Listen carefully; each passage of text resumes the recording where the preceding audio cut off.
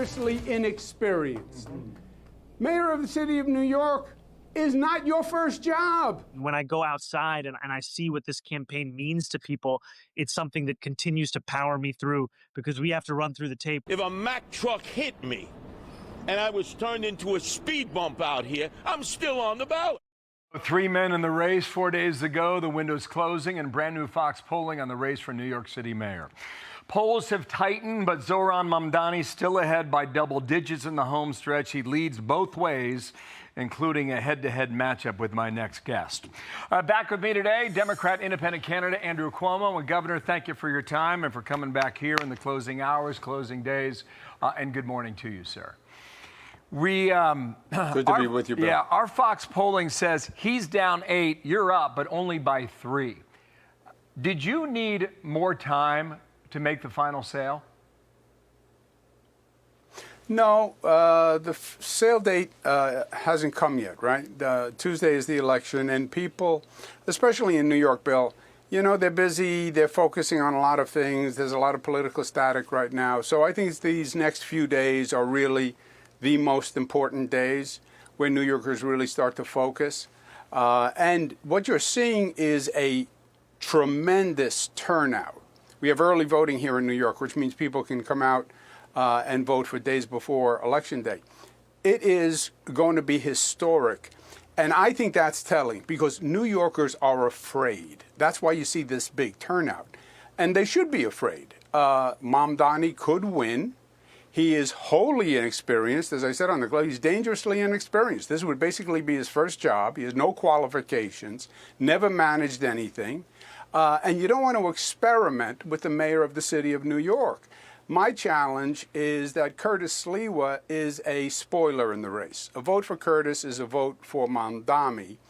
And that's the issue, that Sliwa is really the spoiler to me beating Mamdani. Okay, now, you said yesterday in Harlem, I'm going to put the words on the screen for our viewers to watch here. You said, I do not believe the city of New York has a future if Zohran Mamdani is elected mayor. New York City does not have a future.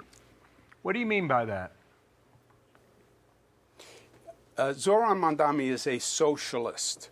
I am a Democrat. He is a socialist. And now he's a socialist on the Democratic line, and I'm a Democrat on an independent line, but he is a socialist.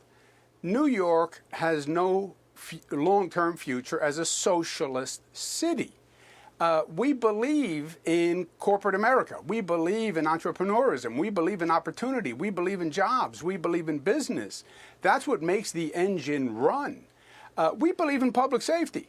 The socialists believe the NYPD is racist, his words, wicked, his word, corrupt, his word, anti-queer, that they are a threat to public safety.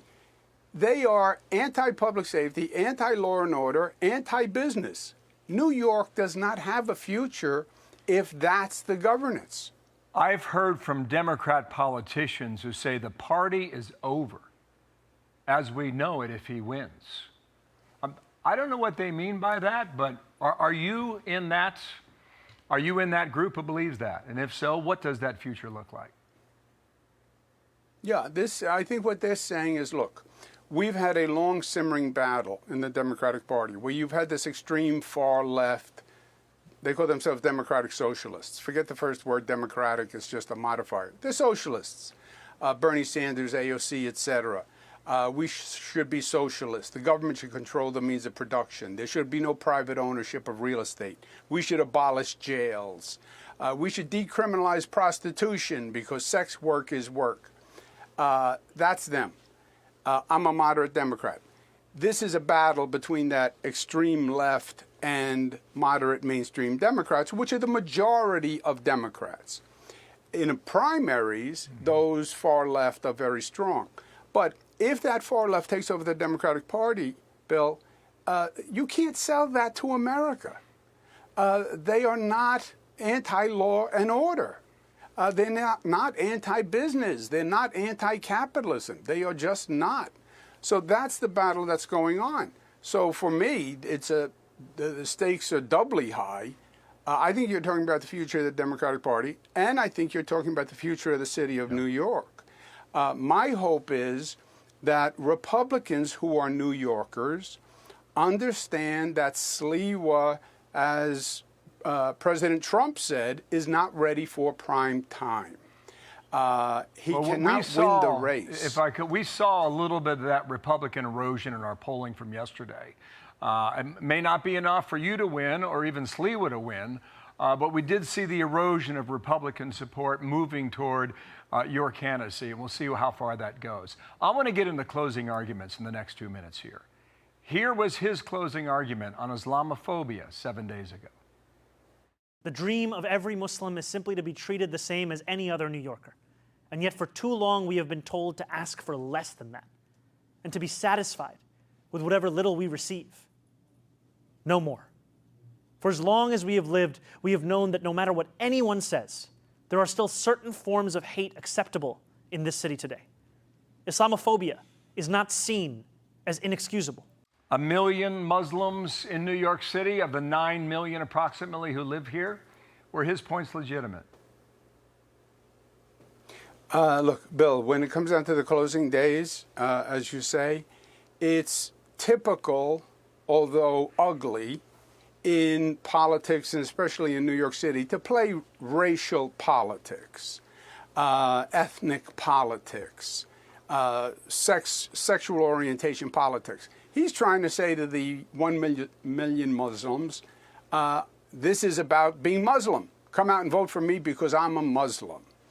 And look, yes, there is ethnic pride and there's religious pride, and I'm an Italian American, and Italian Americans are proud of my candidacy. But when you appeal to people like that in New York City, you're dividing people. You're suggesting discrimination among different groups. And that is a cancer for a place as diverse as New York City. And he doesn't understand what leadership is all about, because leadership in New York is about uniting, not dividing. We have 190 languages spoken in our school district. You have to work full time to keep people together, not to separate. So yeah, they used to call it playing the race card, remember?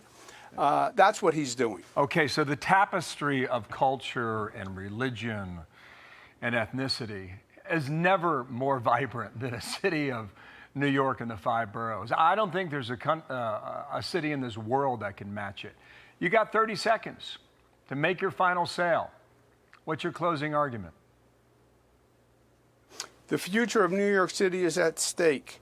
I believe the future can be brighter than ever before. I've worked all across this country with cities all across this country, but New York is the best city on the planet, and we can make it even better. We need public safety. We need law and order. We need jobs coming back to New York. We need to make it more affordable. And we need someone who knows how to get something done. We need ability and experience to actually manage to make government work so it's not all talk. And in New York, you need somebody who is up to the job, because in this city, anything can happen on any given day. And you need someone with the experience to be able to handle it. You know I am tested and I am proven. And I represent all New Yorkers, Democrats, Republicans, Independents. It doesn't matter to me. I represent all New Yorkers. Got it. I hear the ding go off in my head right now. That's 30 seconds. Governor, thank you for your time. The invite is out there always for Zohran Mamdani to join us as well. Sir, thanks for coming on, and we'll watch it throughout the weekend. Andrew Cuomo, thanks. Thank you, Bill. Jackie. Hey everyone, I'm Emily Compagno. Catch me and my co-hosts Harris Faulkner and Kaylee McEnany on Outnumbered every weekday at 12 p.m. Eastern, or set your DVR. Also, don't forget to subscribe to the Fox News YouTube page for daily highlights.